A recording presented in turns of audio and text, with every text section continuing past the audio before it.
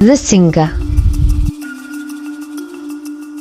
Sang Nila Utama, an imaginative, adventurous king, was restless by nature and wanted to travel to faraway places.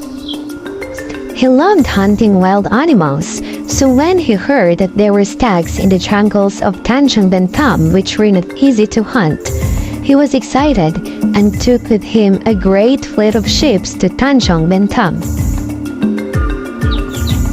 When the king arrived upon the island, he and his subjects had a hunting expedition that lasted several hours, slaying many wild and savage beasts, but no stags. This disappointed the king, for he had a sense of unfulfillment in his heart. Suddenly, a large stag darted out of the bush in front of Sang Nila Utama, giving the king a shock. But the king drew his silver dagger and hurled it at the stag, only grazing the animal. The stag began to run, and the king pursued it.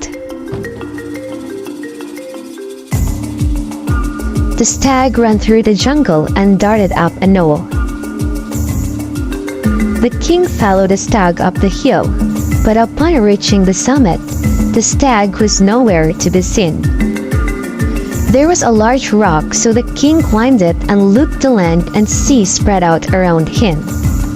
In the distance, he saw a stretch of white sand, an island.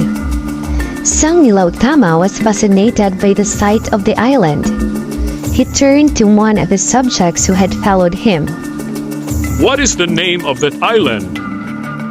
The subject looked into the distance and smiled. That is Temasek, Your Highness. Then we are going there.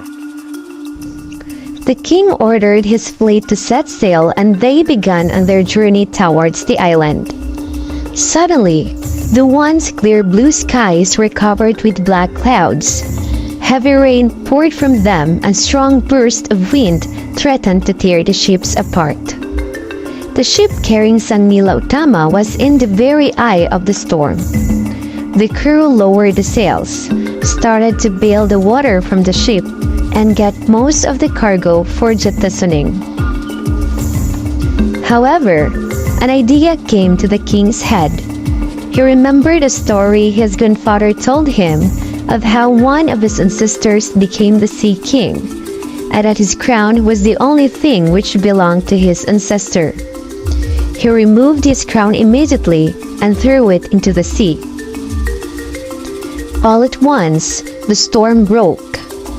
As suddenly as it started, the skies began to clear, and the crew gave a shout of joy and set sail once more to the island of Temasek.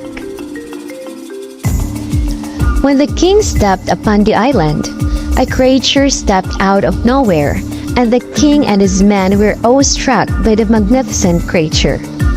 It was large and moved with grace, had a black head covered in a furry mane, a whitish neck, and a red body. When the king drew his bow and arrow, the beast stared back at him with golden eyes and let out a deafening roar before leaping into the jungle. What sort of animal was that? A wise old man stepped forth. I have seen animals in portraits from the far west. Perhaps this is a Singa, but I wonder how it got all the way here.